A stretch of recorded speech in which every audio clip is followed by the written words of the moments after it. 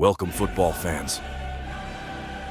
It's time for the UEFA Champions League quarterfinals, where every goal counts, every tackle matters, and the drama unfolds. Stay tuned for the action-packed journey ahead, as holders Manchester City and 14-time European champions Real Madrid.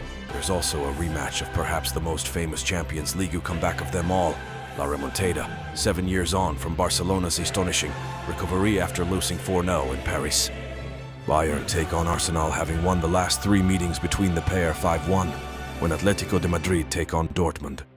The upcoming UEFA Champions League quarter-final matchup between City and Real Madrid is set to ignite the footballing world with anticipation and excitement. Manchester City. There's no doubt City have already shown a trademark show of consistently brutal firepower, has brought 3 goals in all 8 of their games so far, and they have qualified for the quarterfinals for a 7th consecutive season. Forwards Erling Haaland and Julian Alvarez have plundered 11 goals between them to this point. As Pep Guardiola said, it looks like a bit of tradition. 3 years in a row playing the kings of the competition. Hopefully we arrive in good moment. As for now, De Bruyne isn't ready. I am grateful he can recover for the rest of the season. Ederson could be ready after international break, and Grealish is getting better. Real Madrid is tough, but Barcelona, Arsenal, Bayern, and any other club would have been better. One of the most decorated coaches in the game, Guardiola won this competition twice at the Barcelona helm before ending his 12-year wait for a 3rd triumph with City last season. Last season's historic treble was arguably the crowning glory. Real Madrid. Madrid remained nerve-shredding and sensory overload moments, which were unheralded themes of their otherwise perfect group qualification, became more notable in the round of 16. Brahim Diaz's sumptuous goal in Leipzig was probably the standout moment of their progress to the last 8. Carlo Ancelotti's side live and breathed the stress. Surely few share the same all-consuming desire to win this trophy. And if there are some candidates across Europe in better form right now, don't discard the big guns in this squad. Vinicius Jr., Bellingham, Toni Kroos. As Carlo Ancelotti said, "We are hungry. We are in top conditions, better than ever. We are going to have Courtois and Eder Militao available again soon. I think they can be part of the squad, but we won't take any risk. We will test them." He also added, "I have no idea if City are worried after the draw. We are optimistic, not worried. We will play with full confidence, as the winner between Real Madrid and Manchester City will face the winner between Bayern and Arsenal in the semi-finals." As Thomas Muller said, and it's Arsenal. Kai Havertz, my friend, I am waiting for you. Now it's a nice draw. Two very good teams, 2 very good stadiums, 2 very good cities. Bayern Munich. At the start of the season, Bayern made no secret of their ambition to progress beyond the quarterfinals, the end of the line for them in the Champions League for the past 3 seasons.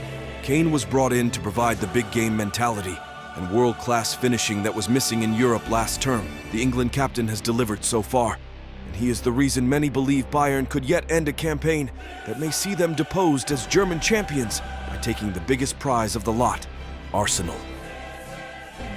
When Arsenal announced their return to the Champions League with a sparkling 4-0 victory over PSV on match day 1, it seemed they would cruise through the group stage.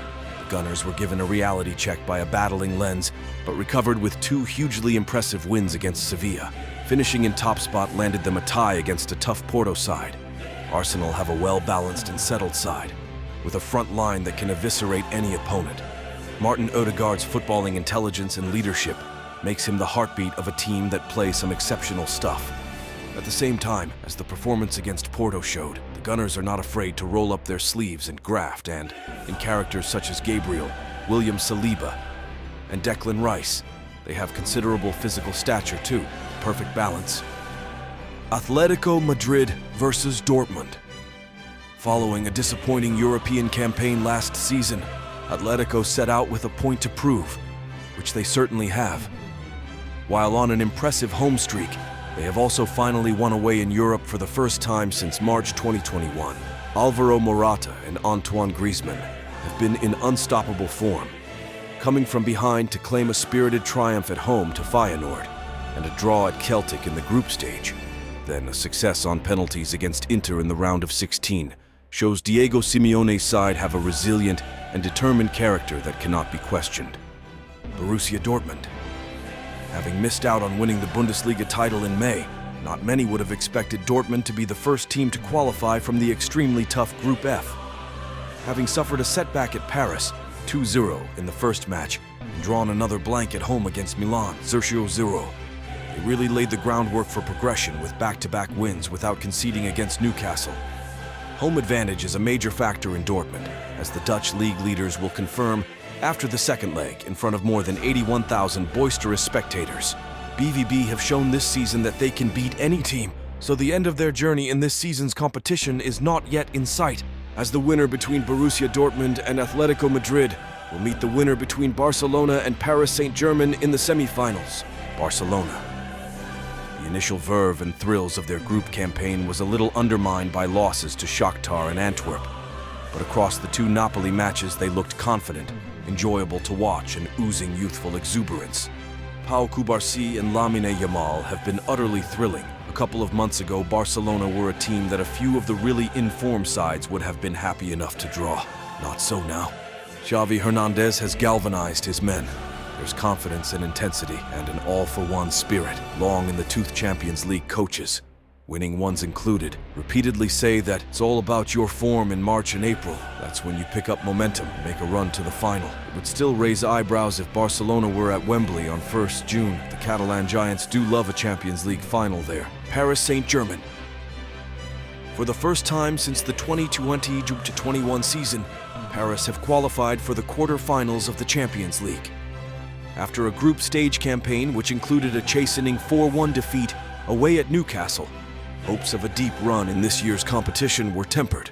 Fast forward a couple of months though, and following an expertly navigated round of 16-second leg against Real Sociedad, Parisian optimism is rising, as demonstrated in Spain.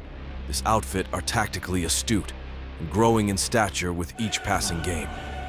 It would be reductive to pin all hopes of a Paris win on Mbappé, but the side from the French capital possess arguably the best player in the world right now. Since arriving at the helm this summer, Luis Enrique has injected energy and youthful exuberance into the side. In Warren Zaire-Emery, they boast one of the brightest midfield talents in the game, and collectively they're growing in maturity. Should they continue to evolve as a group and key players remain fit, Les Parisiens will be a force to be reckoned with. Thanks for watching the Champions League quarterfinals draw. Stay tuned for my analysis and predictions. Don't forget to subscribe for more football excitement. Until next time.